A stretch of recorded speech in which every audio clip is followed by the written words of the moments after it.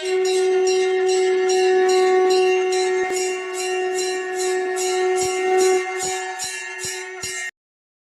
ஸ்ரீ குருப்பியோ நமஹ. ஓம் கம் கணபதயே நமஹ. நம்ம ஸ்ரீநிகேதன் வலைதளம் வாயிலாக முருகப்பெருமானுடைய சஹஸ்ரநாமத்திலிருந்து தினம் ஒரு நாமாவளியை சிந்திச்சுருக்கோம். இன்றைய தினம் 785வது நாமாவளியாக ஓம் வீராய நமஹ. முருகப்பெருமான நல்ல பாகுபலம் இருந்து சத்துருக்களை ஜெயிப்பவருக்கு நமஸ்காரம் அப்படின்னு வர்ணிக்கிறது. குமார பரமேஸ்வரன் வீரமிக்கவராக இருக்கக்கூடியவர். அப்பேற்பட்ட அந்த வீரம் பொருந்திய அந்த சக்தி வடிவம் குமார பரமேஸ்வரனுடைய முழு வடிவம்.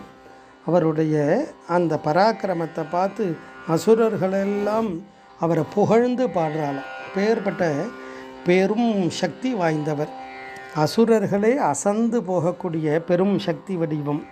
அப்பேற்பட்ட அந்த இறைவன் வீர தீரனாக இருக்கார். வீரஹா அப்படின்னா மன உறுதி கொண்டவன் அர்த்தம். போர் வீரன், வீரன், வேல் வித்த இதெல்லாம் தெரிந்தவன், அதாவது மன உறுதி உடையவன் அர்த்தம். நம்ம பொதுவாக வீரன்னா ஏதோ எல்லாத்துலேயும் வெற்றி அடைந்தவனை மட்டும்தான் நம்ம சொல்லுவோம். ஆனால் வீரகானா முதல்ல மன உறுதி கொண்டவன், மனதில் திட சங்கல்பம், அந்த மனதை அடக்கி ஆளக்கூடிய பெரும் சக்தி உடையவன். இவாளுக்கெல்லாம் வீரன்னு பேர். அதனால தான் ஔவையார் சொல்லும்பொழுதே சொல்லுவாள், புலனைந்தும் வென்றான் தன் வீரனே வீரம். யார் ஐம்புலனையும் அடக்கி ஆள்கிறார்களோ அவள் தான் வீரன்னு பேர். அப்பேற்பட்ட அந்த தேக வலிமை மட்டும் இல்லை, மன வலிமையும் இருக்கணும். அப்பேற்பட்ட அந்த வலிமை உடையவராக குமார பரமேஸ்வரன் இருக்கார் அப்படின்னா அப்போ அவரை வழிபாடு செய்கிறவாளுக்கும் அந்த பலன் கிடைச்சிடும்னு தத்துவார்த்தம். அதனால்தான் வள்ளலார் அழகாக சொல்லுவார், முருகப்பெருமானை வணங்குறவாளுக்குன்னா காம உட்பகைவன்னுவார்.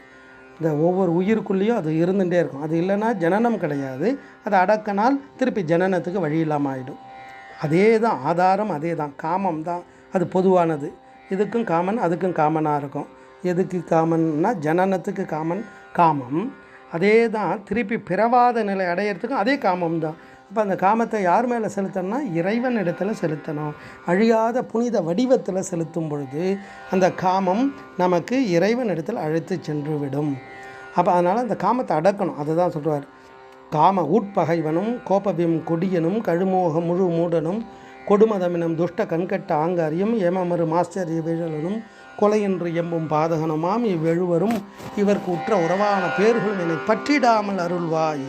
சேமமிகு மாமரையின் ஓம் எனும் அருட்பதன் திறன் அருளி மலைய முனிவன் சித்தனில் வந்தனை உந்த மெய்ஞான சிவதேசிக சிகாரத்னமே அப்படின்னு வர்ணிப்பார். அப்போ முருகப்பெருமானுடைய அருள் இருந்தால் இந்த காம குரோத லோப மோக மதமாச்சரியங்கள் இருந்தெல்லாம் விடுபடக்கூடிய பெரும் ஆற்றல் கிடைத்து விடும்.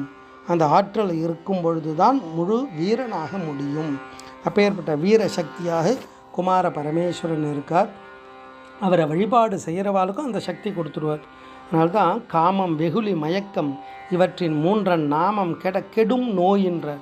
இந்த நோய், இந்த பூமியில் பிறக்கிறது, இந்த ஆத்மா ஜீவன் எடுக்கிறதே நோயின்றார். அதனால தான் இறைவனுக்கு பவரோக வைத்தியநாதன்னு பேர். அப்போ அந்த காமம் வெகுளி மயக்கம், காமம்ன்றது எல்லாருக்கும் தெரியும், ஆசை. அது பேராசை ஆகும்போது காமம், அதால் துன்பம்.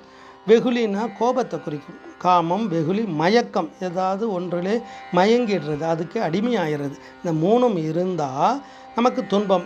இவற்றினுடைய நாமம் கெட, இந்த மூணு இல்லைன்ற அந்த பேர் கெட்டுதுன்னா எது கெடும்னா நோய் கெட்டுடும். எந்த நோயின்னா பிறவி நோய்.